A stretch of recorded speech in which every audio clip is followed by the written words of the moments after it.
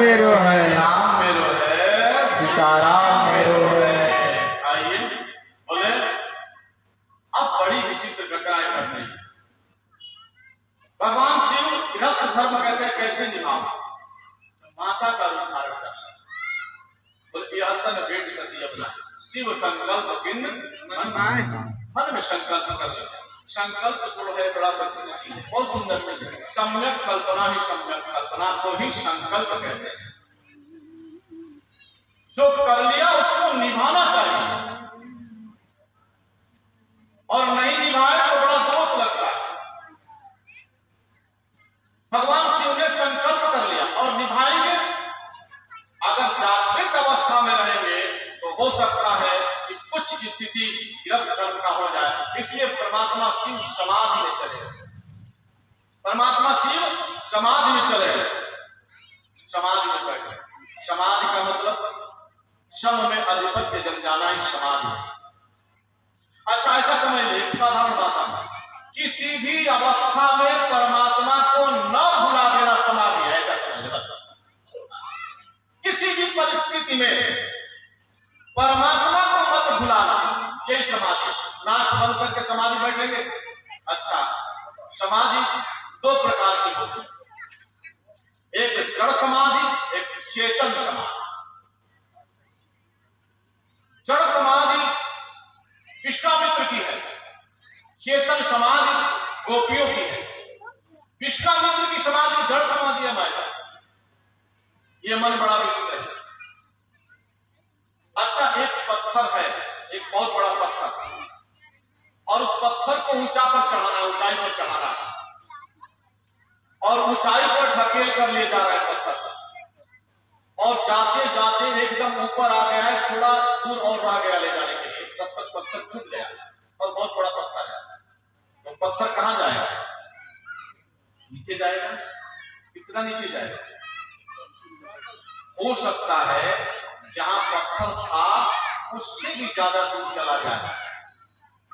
जहां पहले से वो पत्थर था उससे भी नीचे, उससे भी ज्यादा दूर चला जाए डगर करके। वैसे ही विश्वामित्र जी ने समाधि लगाई। 60,000 वर्ष तक समाधि लगाए रहे। 60,000 वर्ष तक समाधि लगाए, और 60,000 वर्ष तक समाधि लगाने का फल बड़ा विचित्र मिला। जानते हैं क्यों? क्योंकि मन को ऊपर उठा रहे थे, समाधि में बैठ करके मन को ऊपर ले जा रहे थे परमात्मा में, लेकिन 60,000 वर्ष समाधि में बैठने के बाद भी मन परमात्मा में नहीं लगा था। 60,000 वर्ष समाधि लगाने के बाद भी विश्वामित्र का मन परमात्मा में नहीं लगा था। माई बाप, मन अभी बीच में था, पत्थर के तरफ। अगर पत्थर ऊपर पहुंच जाए जहां हमें ले जाना है अपने लक्ष्य तक, तो वो डगरेगा नहीं, नीचे नहीं जाएगा, ऊपर ठहर जाएगा। वैसे ही मन 60,000 वर्ष तक समाधि लगाने के बाद भी मन विश्वामित्र का परमात्मा में नहीं पहुंचा था, वो अभी बीच में ही अटका था। और बीच में अटकने के कारण क्या हुआ? जैसे ही इंद्र ने मेनका को भेजा ना, अप्सरा को इंद्र ने भेजा। 60,000 वर्ष तपस्या कर रहे हैं, समाधि लगाए बैठे हैं, और 60,000 वर्ष तक भी मन परमात्मा में नहीं लगा है, बीच में यह अटका हुआ है। और जैसे ही अप्सरा नृत्य करने लगी, बाबा की समाधि टूटी। अच्छा समाधि टूट गई, कोई बात नहीं, कोई गलती नहीं, लेकिन बाबा का मन इतना नीचे गिरा, इतना नीचे गिरा कि बाबा अप्सरा में आसक्त हो गए। बाबा अप्सरा में आसक्त हो गए। पत्थर और नीचे चला गया, उसी तरह से बाबा और नीचे गिर गए, आसक्त हो गए अप्सरा में। 10,000 वर्ष तक आसक्त रहे। ये है जड़ समाधि। जब तक मन परमात्मा में नहीं पहुंच जाता, मन बीच में अटका रहता है, तो वो मन कब नीचे गिर जाएगा उसका कोई भरोसा नहीं है। लेकिन जो चेतन समाधि है, गोपियों की चेतन समाधि है। चेतन समाधि में जीव जगा रहता है, जागते हुए आंखों से कृष्ण को देखती हैं, कानों से कृष्ण का भजन सुनती हैं, मुख से कृष्ण का भजन गाती हैं और शरीर से भी कृष्ण का ही स्पर्श करती हैं। कृष्ण के सिवा में कुछ नहीं दिखाई देता। जागृत अवस्था में भी समाधि लगी रहती है। मतलब हर काम करते हुए गोपियों का मन कहां लगा रहता है? कृष्ण में। इसको कहते हैं चेतन समाधि। समाधि का मतलब है किसी भी अवस्था में परमात्मा को न भुलाना समाधि। भारी से भारी दुख आ जाए, भारी से भारी संकट आ जाए, उस दुख के स्थिति में भी, उस संकट की स्थिति में भी मन अगर आपका परमात्मा में लगा हुआ है तो समझ जाओ मन समाधि में लगा, मन समाधि में लगा। बाबा सोचते हैं अगर मैं जगा रहा हूं तो हो सकता है मेरा संकल्प टूट जाए। बाबा समाधि में बैठे और बाबा समाधि में जब बैठे तो मैया सती को और दुख हो गया। नित्य नव सोच सती उधारा, कब जइयौ दुख सागर पारा। नित्य नव सोच सती उधारा, नित्य नया नया सोच उत्पन्न होता है सती की, नया नया दुख उत्पन्न होता है। कब जइयौ दुख सागर पारा, दुख से पार मैं कब जाऊं? अच्छा, राम दर्शन का फल यही होना चाहिए? राम दर्शन का फल ये नहीं होता है, क्योंकि शिवरी से भगवान राम कहते हैं मम दर्शन फल सहज अनुपा जीव पावै निज सहज स्वरूप। मेरे दर्शन का फल है जीव अपने सहज स्वरूप को पा जाता है। और यहाँ राम दर्शन करके आई है सती जी और दुख उत्पन्न हो रहा है। क्यों क्यों उत्पन्न हुआ?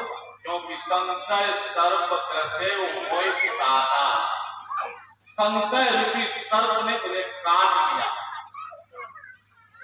संशय रूपी सर्प काटेगा तो उसका अंत ही होना है, दूसरा कोई उपाय नहीं। संशय सर्प काटा तो संशय रूपी सर्प ने काट लिया सती जी, और जैसे ही संशय रूपी सर्प ने काटा सती जी का अवंत होगा। नित्य नव सोच सती उधारा, कब जइयौ दुख सागर पारा। अरे परमात्मा से कहे परमात्मा आप ऐसा कीजिए कि किसी प्रकार से हमारा शरीर छूटे। भगवान शिव समाधि से जगे, मैया सती गई, भगवान शिव ने सामने दे दिया सती जी को और दुख। पत्नी का आसन तो पति के वामांग में होता है, पत्नी का आसन तो पति के वामांग में होता है, सामने नहीं। माता का आसन सामने होता है। तो माता का आसन दे दिया सती को, तू तो माता बन गई है, अब आओ सामने बैठो। सती जी कहती अब क्या करना? भगवान से कहती है प्रभु ऐसा कृपा करो कि हमारा ये शरीर छूट जाए, हमारा ये शरीर छूट जाए। और उसी समय बैठ करके भगवान शिव मैया सती को कथा सुनाने का प्रयास कर रहे हैं, राम कथा सुनाने का प्रयास कर रहे हैं। लेकिन यहाँ भी सती जी कथा नहीं सुन रही हैं। उसी समय दक्ष जो है बहुत बड़ा यज्ञ कर रहे हैं, बहुत बड़ा यज्ञ कर रहे हैं।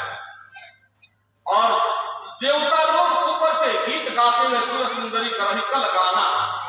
तुलसी बाबा ने लिखा सूर्य सुंदरी करही कल गाना। कैलाश के ऊपर से विमान से उड़ते चले जा रहे हैं देवता लोग। सती जी कहते हैं बाबा ये देवता लोग कहाँ जा रहे हैं, ये देवता लोग कहाँ चलते चले जा रहे हैं? भगवान शिव कह रहे हैं ना वो देवता जा रहे हैं तुम्हारे पिता के घर में यज्ञ हो रहा है। सती जी कहते हैं प्रभु मैं भी जाना चाहती हूँ। भगवान शिव समझाते हैं नहीं जाना चाहिए, तुम्हारे पिता हमसे बैर करते हैं। एक बार ब्रह्म सभा में हमसे थोड़ा सा दुख मान लिया था, इसलिए बैर मानते हैं, इसलिए नहीं जाना चाहिए। सती बिना बुलाए जाओगी आदर नहीं होगा। यद्यपि मित्र प्रभु पितु गुरु गेहा बिनु बोले न जाए जाए संदेहा। माता पिता और गुरु के घर बिना बुलाए भी जाना चाहिए, लेकिन यद्यपि विरोध मान कर कोई कहाँ गए कल्याण न हो। लेकिन अगर कोई विरोध मानने वाला हो, अगर गुरु के घर में कोई फंक्शन हो रहा तो बिना बुलाए भी जाना चाहिए। माता पिता के अगर घर में फंक्शन हो रहा बिना बुलाए भी जाना चाहिए। अगर स्वामी के घर में गुरु के घर में बिना बुलाए भी जाना चाहिए, लेकिन माता पिता के घर में भी, स्वामी के घर में भी, गुरु के घर में भी, मित्र के घर में भी अगर कोई विरोधी हो तो बिना बुलाए नहीं जाओ, क्योंकि बिना बुलाओ जाओगे तो वहां सम्मान नहीं होगा, कल्याण नहीं होगा। सती जी मांगती नहीं है, कहती प्रभु अगर आदेश हो तो मैं चली जाऊं, सती जी सोचती है कुछ मन लग जाएगा। भगवान शिव ने कहा ठीक है, अगर तू नहीं मानेगी तो जाओ। भैया सती कहती है प्रभु जाओ। भगवान शिव ने कहा ठीक है जाओ, नहीं मानती है तो अब बसा बैठ करके सती जी कुछ शिव गणों के साथ अपने पिता के घर में जाती है, परंतु पिता के घर में कोई आदर नहीं करता है। अरे पिता भवन जब गई भवानी, पिता भवन जब गई भवानी,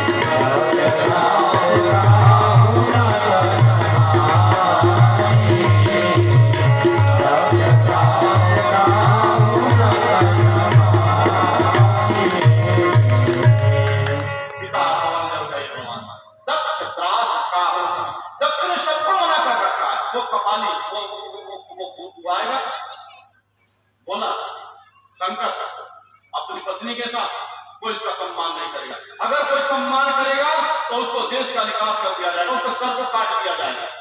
पिता भंवर जब गई भवानी, दक्ष त्रास का सबको डांट के रखा है दक्ष ने, पहले से त्रास दे रखा है और दबाव में रखा है दक्ष, कोई नहीं सम्मान करेगा उसका। दक्ष त्रास का सादर भले मिली एक माता, भगनी मिली बहुत मुस्काना। एक माँ का आदर तो आदर ही होता है नहीं, माँ का मन पिघल जाता है, तुरंत माँ का मन पिघल जाता है। अच्छा बाप माँ में अंतर क्या होता है? बाप माँ में कुछ तो अंतर होता है। अच्छा आप बोलिए बाप, बाप बोलेंगे तो क्या होगा? मुंह बंद। बाप बोले बाप, मुंह बंद। आप बोले माँ, मुंह खुल जाता है। जिसके सामने जाने पर ना मुंह बंद हो जाए, एकदम बच्चा का बोली ना निकले, जिसके सामने जाने पर ना बच्चे का मुंह बंद हो जाए, डर से बोले नहीं, उसको बोलते हैं बाप। बाप जिसके पास जाने पर मुंह बंद हो जाना, जिसके पास पहुंचे मुंह बंद हो गया, समझ जाए वो बाप है। और जिसके पास जाने के बाद ना बच्चे के दिल की बात तो कह देता है, उसको बोलते हैं माँ। दिल की बात को रख देता है बच्चा, अपना दिल खोल के रख देता है माँ के सामने, मुंह खोलता है जिसके सामने, उसको बोलते हैं माँ। माता के हृदय में तो करुणा है, प्रेम है, लाड है, आनंद है। सादर भले मिली माता, माता बड़ी आदर से मिली सकेगी, पर भगनी मिली बहुत मुस्कान। भगनी व्यंग मुस्कान मुस्कान है। भगनी माने बहन, जो बहन मिली ना व्यंग मुस्कान बोले, अरे कुछ काम करता है कि अभी वैसे ही घूमते रहता है? अरे अभी राखे बनता है दैया में, अभी राखे बनता है जी। अरे कुछ घर बनाया है कि ऐसे ही झोपड़िए में रखता है? अरे कुछ कमाता धमाता है कि खाली ऐसे ही घूमते रहता है पागल जैसा, जटा उठ रखा? अरे कुछ बाल और हिप्पी कट काटा है कि जटा उतना बड़ा बड़ा रखने किया, उतना बड़ा बड़ा जटा हिप्पी कट रखता है? भगनी मुस्कुरा कर व्यंग माने। अगर एक बहन की शादी किसी गरीब घर में हो गया, एक बहन की शादी अमीर घर में हो गया ना, तो जो अमीर वाली है ना वो बड़ा व्यंग करती है गरीब वाले के पास, गरीब बहन के पास बड़ी व्यंग करती है, बड़ी व्यंग। बोले भाई सड़िया 5000 के हो, ऐसा से नहीं कहे ऑनलाइन मंगावल बा। गरीब वाला से कहेंगे, गरीब बहन से सड़िया 5000 के, आप ऐसा से नहीं कहे भाई ऑनलाइन से मंगावल बा। इस सड़िया हमसे पूरा के दी आ सड़िया हाथ में 300 के 400 के 500 के साड़ी लो, या कहेंगे 5000 का। अब पहना साड़ी हो, साड़ी 2 बरस पहले पड़ी, और 2 बरस साड़ी पहन के अब 500 के साड़ी के 5000 के कह के अगर सोचे तनी कि तोरा कितने दी का पर बहुत साड़ी हमरा के एक बक्सा और पहन को देगी, अनादर कर देगी, उसका अनादर करती है। ओहो, किसी की शादी गरीब घर में हो गया, तू अमीर घर में ब्याही गई, तो ऐसे अनादर न कर। पता नहीं तेरा भी कुछ हो जाए, किसी समय गरीब हो जाना पड़े तो क्या हाल होगा, और वो अमीर हो जाए कभी तब, तू गरीब हो जाए कभी तब, वो अमीर हो जाए तब। भगिनी मिली बहुत मुस्कुराता, व्यंग बाणी बोलती है भगिनी। सती जी बहन की बात पर ध्यान नहीं देती, माता से आदर से मिली, लेकिन सती जी का मन तो यज्ञशाला में लगा है, यज्ञशाला में लगा है। तुरंत गई यज्ञशाला में, और यज्ञशाला में देख रही है कहां शिव जी का भाग है, शिव जी का कोई भी यज्ञ परमात्मा शिव के आवाहन के बिना पूर्ण नहीं होता, कोई भी यज्ञ परमात्मा शिव के आवाहन के बिना पूर्ण नहीं होता। और यहां दक्ष ने बड़ा गड़बड़ कर दिया, सबको तो बुलाया, शिव को ही नहीं बुलाया, तो मंगल हो कैसे? शिव को बुलाया नहीं, अभिमान में दक्ष तो शुभ कर्म कर रहा है, सदकर्म तो कर रहा है, पर सद्भाव से नहीं भरा है। दक्ष सदकर्म कर रहा है, पर सद्भाव से नहीं, अभिमान से भरा है। सदकर्म में सद्भाव होना चाहिए, बिना सद्भाव के सदकर्म विनाशकारी हो जाता है। यहां दक्ष यदि कर रहा है सद्भाव में नहीं, सदकर्म में नहीं, सद्भाव में नहीं, सदकर्म सद्भाव नहीं कर रहा, अभिमान में कर रहा। अब दक्ष का नाश होगा। अब मैया पार्वती देखती है कि कहीं शिव का भाग नहीं दिया गया है, मैया बड़ी दुखी हो गई। मैया ने कहा आप इस शरीर को रखकर मैं क्या करूं? मुझे अपमानित किया गया, मैं सह गई। भगवान शिव ने मुझे त्याग दिया, मैं सह गई, लेकिन अब मेरा अपमान के साथ साथ शिव का अपमान कर दिया गया, अब मैं नहीं सह रही। मैया ने तुरंत कहा हे सभासद लोग, सुनो सभासदों, मैं तुम सबसे कहती हूं, तुम सब में किसी का कल्याण होने वाला नहीं है। और सुनो सभासद सकल मुनींद्रा, सुनो सभासद सकल मुनींद्रा, कहे सुनिए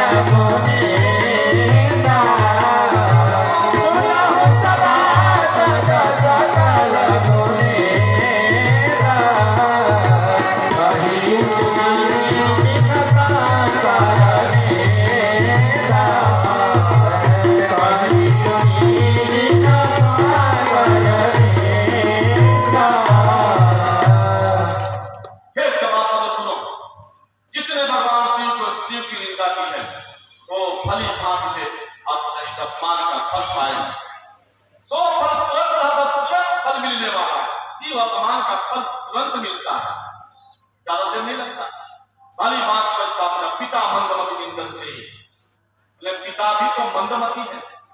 और मैं दाक्षायणी की बिटिया हूं। अच्छा, आज तक परमात्मा शिव इसीलिए हमको बोलते थे क्या दाक्षायणी ठीक है हालचाल, दाक्षायणी बोलते थे। भगवान शिव दाक्षायणी कहते थे।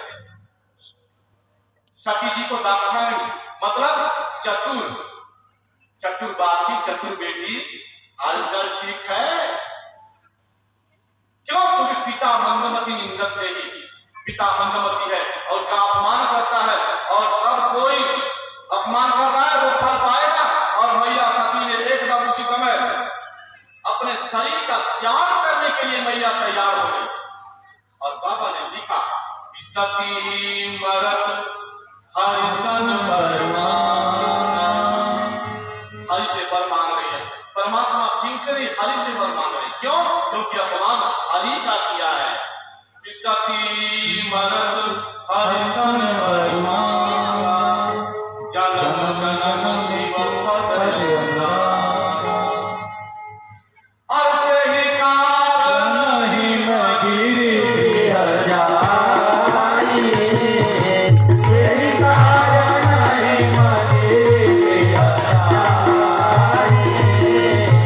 जननी पार्वती तनु पाई, जननी पार्वती तनु पाई, जननी पार्वती तनु पाई।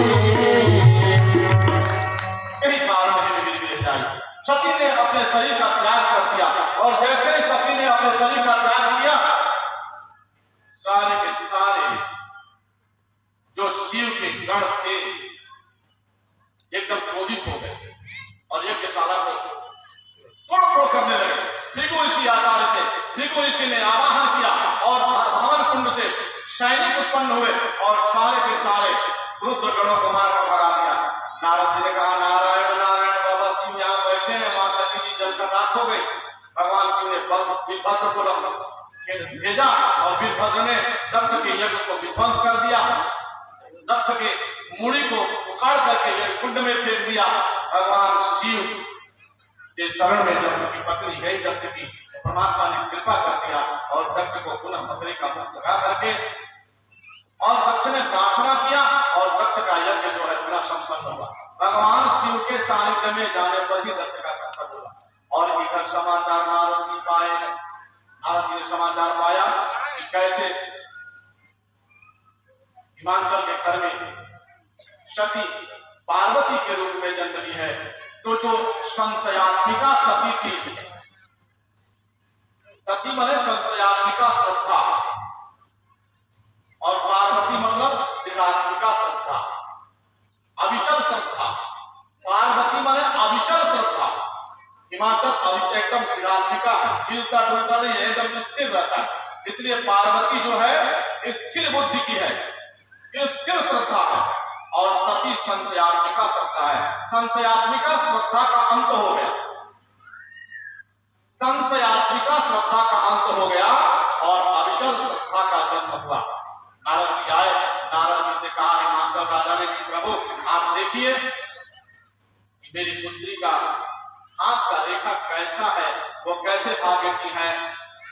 नारद जी से कहते हैं त्रिकालम के सर्वज्ञ में तुम गति सर्वज्ञ तुम्हार, कहूं सुता के दोष गुना मुनि बर विचार। हे मुनि हृदय में विचार किए, पुत्री का दोष गुण दोनों बताइए, कैसे हमारी पुत्री का दोष है, कैसा गुण है।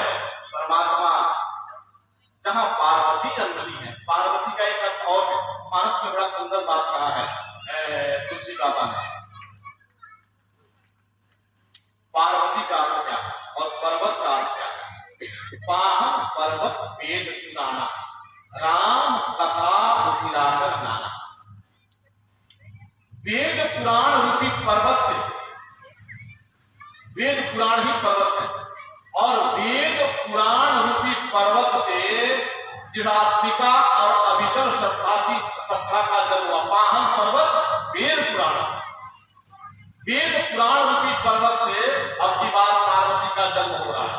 जो शास्त्र में, जो पुराण में, जो उपनिषदों में जो निष्ठात्मक वाणियां लिखी गई हैं और वेद शास्त्र पुराण के संबंध जो श्रद्धा उत्पन्न होती है, वो श्रद्धा कभी नहीं हिलती।